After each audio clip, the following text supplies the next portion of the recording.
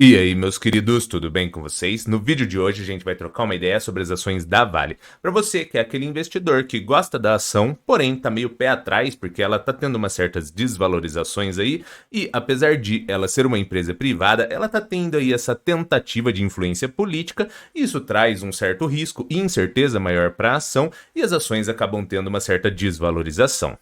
Fora isso, o investidor acaba se deparando com diversas casas de análises que emitem opiniões contrárias, algumas com recomendações de compra, outras com recomendações de neutra, porém, todas elas oferecendo um valor de preço justo muito superior ao valor atual que as ações estão sendo trabalhadas. E tudo isso faz com que o investidor fique um pouco confuso em relação à sua tomada de decisão.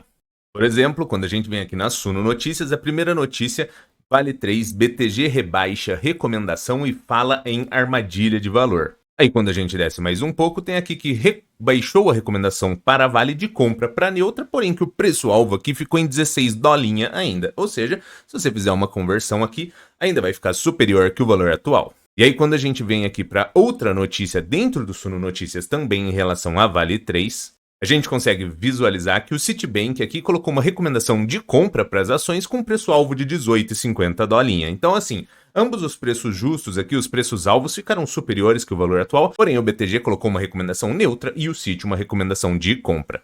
Isso tudo acontece porque, tecnicamente, qualquer ação pode ter uma recomendação ali de venda, neutra ou compra, depende de quem vai avaliá-la e quais serão as premissas utilizadas. Meio que você poderia ter todos esses resultados, seja de venda, neutro ou de compra.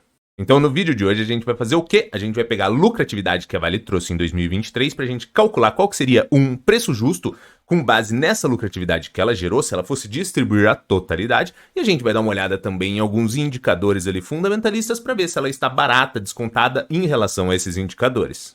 Começando pela parte do indicador fundamentalista, a gente está aqui no Investidor 10. Se você ainda não conhece ou ainda não utiliza, ele é uma ótima ferramenta para tu efetuar suas pré-análises de investimentos. Para as ações aqui, Vale 3 no valor de R$ 59,76. Aí aqui nós temos alguns indicadores interessantes. O primeiro deles é um indicador de retorno de investimento, que está aqui na casa de 6,79. Isso significa que, com base nas lucratividades atual, você teria um retorno de investimento ali entre algo de 6 anos e meio a 7 anos. Isso se a Vale continuar trazendo essas lucratividades e distribuísse toda essa lucratividade para você que investe nas ações.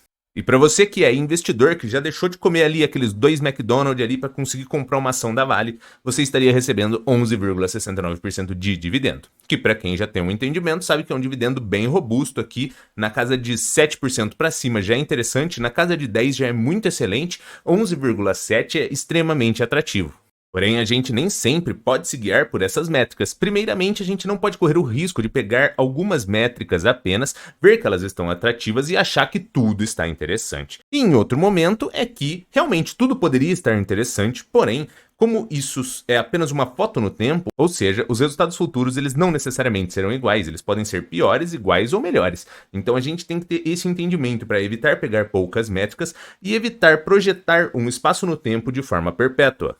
Porque como a gente mesmo consegue visualizar aqui nos resultados da DRE, nem sempre a Vale trouxe lucratividades interessantes. A gente vê momentos no tempo aqui com prejuízos nos resultados, em outros momentos lucratividades na casa de 121 bilhões e agora no resultado de 2023 na casa de 40 bi. Ou seja, em relação aos anos com prejuízo, 40 bi é extremamente interessante. Em relação a 2021, já caiu por 3 as lucratividades. Mas olhando apenas com base nesses últimos resultados aqui desses últimos anos, uma empresa oferecendo um retorno de investimento extremamente rápido, uma capacidade de pagamento de dividendos muito interessante para o investidor, um ROI aqui na casa de 20,91, isso aqui é o retorno do patrimônio investido, muito interessante também, e um endividamento extremamente controlado aqui na casa de 0,62 para a dívida líquida sobre a EBITDA. Esse daqui, para não ficar muito confuso, é meio que assim, a capacidade de gerar grana que a empresa tem. Digamos aqui que em um espaço de tempo de mais ou menos ali 7 meses, 6 meses, a empresa conseguiria gerar a grana suficiente para honrar com as dívidas que ela possui.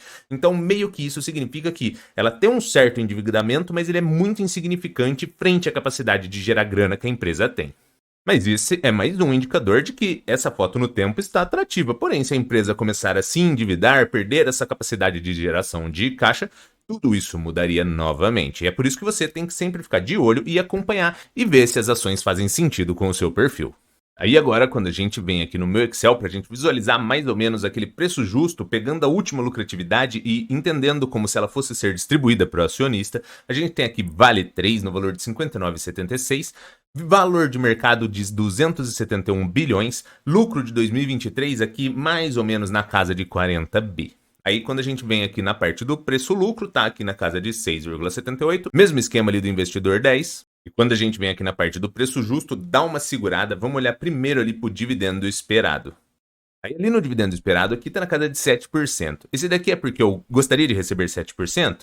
Pode até ser, mas eu vou colocar aqui também 10% pra gente visualizar, pra gente fazer alguns testes e ver como que ficam ali as casas de preço justo, tá bom? Então aqui com 7% a gente consegue visualizar que o valor de preço justo fica de R$ 31,47 a até mesmo R$ 125 reais. O que é legal da gente visualizar aqui, se a Vale continuar mantendo essas lucratividades, mesmo que ela distribua 50% desses lucros, a gente já consegue ver ali que o valor atual ficaria meio que num valor de preço justo, que está na casa de R$ 62,95.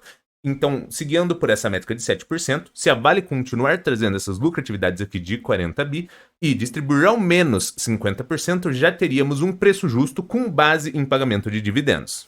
Já quando a gente coloca aqui 10% para ficar um pouco mais exigente e estressar um pouco mais o modelo, a gente vê que o preço justo fica na casa de R$ 22,00 a até R$ 88,00. Aqui, a gente já precisaria que a Vale continuasse mantendo essas lucratividades e distribuindo ao menos 75% das lucratividades, para aí sim nós termos um preço justo compatível com o valor atual.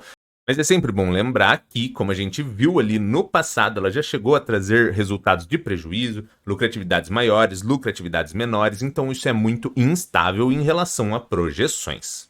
Mas o que nós conseguimos visualizar é que a empresa está tendo uma geração de lucratividade e geração de caixa muito interessante nos últimos anos, conseguiu fazer um controle de endividamento bem atrativo e está em uma situação de endividamento bem reduzida em relação a poder gerar caixa, e está oferecendo para o investidor um retorno de investimento em um espaço de tempo interessante e um dividendo bem atrativo. Porém, tem essas questões de incertezas em relação a essa questão política, que poderia entrar mais ou menos ali na tomada de decisão, gerar resultados menos atrativos, e tudo isso influenciaria em tempo de retorno de investimento, capacidade de pagamento de dividendos e, consequentemente, valorizações ou desvalorizações para as ações. Eu não invisto diretamente na Vale 3, eu invisto indiretamente através de Cosan, porque ela tem uma posição em Vale, mas se eu fosse investir diretamente em Vale 3, eu montaria provavelmente posições de 3 a 5% da carteira. Porque aí sim você conseguiria investir e ter um certo controle de risco e fazer uma relação de risco-retorno mais interessante. Aparentemente, o valor atual seria um valor sim descontado em relação aos resultados que a empresa está trazendo, mas é claro que nada do que foi dito aqui foi uma recomendação de investimentos, porque você que tem que ser responsável por estudar e se capacitar. Porque no fim do dia, o lucro ou o prejuízo é inteiramente seu. Mas se você curtiu esse vídeo, já senta o dedo aí no like. Se você ainda não tiver inscrito, já se inscreve aí, dá essa força pro canal crescer. Eras isso e abraços!